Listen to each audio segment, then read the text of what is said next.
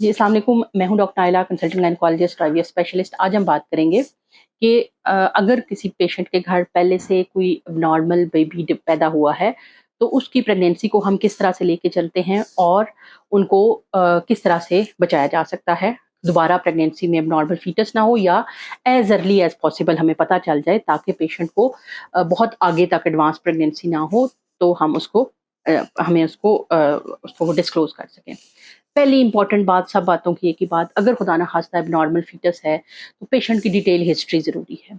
Sugar का एक एचबीएवंसी का टेस्ट ज़रूरी है। अगर एचबीएवंसी का टेस्ट 8 से ऊपर आ जाता है, तो पेशेंट को प्रेगनेंसी से मना कर दें, क्योंकि दोबारा एबनॉर्मल बच्चा होने के चांसेस बहुत हाई हो जाते हैं।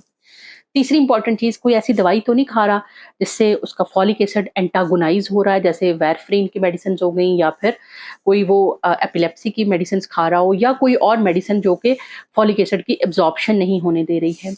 इसके अलावा कोई उसको ओवरऑल एब्ज़ॉर्प्शन का इश्यू तो नहीं है, आईबीएस तो नहीं है, इरिटेबल बाउल सिंड्रोम तो नहीं है कि उसके अंदर फॉलिक एसिड एब्ज़ॉर्ब ही तो नहीं होता। पेशेंट वेजिटेरियन तो नहीं है कि वो ऑर्गन मीट्स या मीट्स को अवॉइड करता है, जिससे उसकी ओवरऑल डेफिशिएंसी है फॉलिक एसिड के अंदर।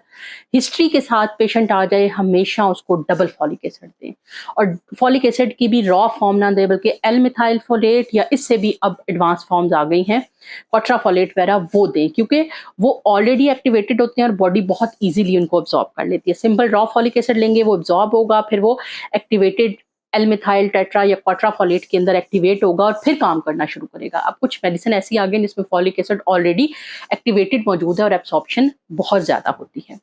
इसके अलावा डबल फॉलिक एसिड के साथ आपने पेशेंट को बाज़-औक़ात इंजेक्टेबल फॉर्म के अंदर भी फॉलोनिक एसिड दे सकते हैं। ऐसे पेशेंट्स जिनका फीटस एबनॉर्मल होता है, उनका 12 हफ्ते के ऊपर एक स्कैन होता है, जिसको हम एंटी स्कैन कहते हैं। बच्चे की जो गर्दन की मोटाई होती है, वो एक ख़ास लेवल तक होनी चाहिए। अगर एंटी स्कैन नॉर्मल है, ये हर पेशेंट का होना चाहिए। लेकिन अगर किसी की फीटस की एबनॉर्मल की हिस्ट्री है, तो एंटी स्कैन के साथ-साथ डबल स्क्रीनिंग होती है। डबल स्क्रीनिंग में हम फ्री बीटा एचसीजी और साथ में पेपा प्रोटीन्स जो होते हैं वो चेक कर लेते हैं। अगर ये लेवल ज़्यादा आ जाता है, तो हमारे हाई सस्पिशन हो जाता है फॉर अनदर एबनॉर्मल फीटस, यानी कि कोई ट्राइसोमी 18, ट्राइसोमी 21 या फीटस एबनॉर्मेलिटी का रिस्क ज़्यादा हो जाता है।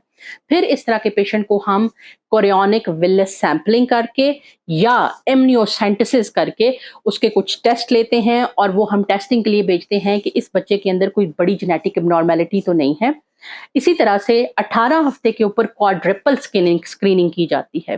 क्वाड्रिपल स्क्रीनिंग में अगर कोई डाउट आता है, तो फिर हल वही है, कोरियोनिक विलस सैंपलिंग, सीवीएस, यानी कि बच्चे के प्लेसेंटा के थोड़े से टेस्ट लेके या amniotic फ्लूइड का टेस्ट लेके आप उसको सेंड करें और उसको हम जो है वो कर लें, चेक कर लें। इसके अलावा इन पेशेंट्स का एनोमली स्कैन बहुत ज़रूरी है। एनोमली स्कैन 5वें महीने का बड़ा अल्ट्रासाउंड होता है, जिसमें तमाम अज़ा को टेस्ट किया जाता है कि वो अल्ट्रासाउंड के ऊपर नॉर्मल हैं। एक दफ़ा नॉर्मली स्कैन नॉर्मल आ गया, तो इस पेशेंट का 26 हफ्ते के ऊपर फीटल एको होनी चाहिए। क्यों? क्योंकि कार्डियक एबनॉर्मेलिटी सिर्फ आम स्कैन पे रूल आउट नहीं होती, उसके लिए हमें फीटल एको करवाना ज़रूरी होती है। और अब जो एडवांस कंट्रीज़ हैं और कुछ बड़े सेंटर्स, जैसा कि हमारे पास भी निप टेस्ट की सहूलत भी मौजूद है। ये नॉन इन्वेसिव टेस्टिंग होती है, जिसके अंदर माँ के ब्लड से ही फीटल डीएनए लेके बड़े-बड़े जो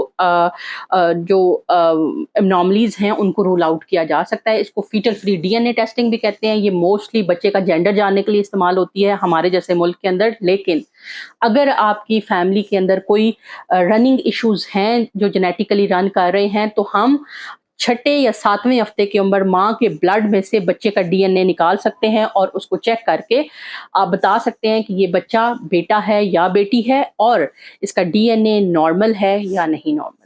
ये वो वीडियो उन ख़ास लोगों के लिए हेल्प कर सकती है जिनके पास एबनॉर्मल बेबी होते हैं।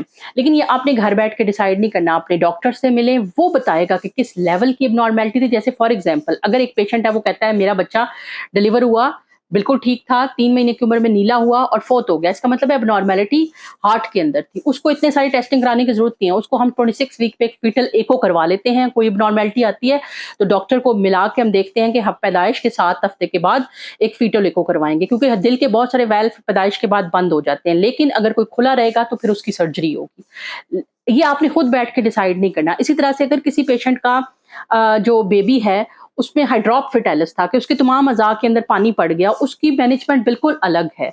ये सिर्फ़ इस चीज़ अवेयरनेस के लिए है कि डबल स्क्रीनिंग क्या है, ट्रिपल स्क्रीनिंग क्या है, एनोमली स्कैन क्या है, फीटल एको क्या है और नॉन इन्वेसिव पीटी टेस्टिंग क्या है। यानी ये सारी चीज़ें अब पाकिस्तान में अवेलेबल हैं और हम एक हेल्दी बच्चा मेक श्योर कर सकते हैं।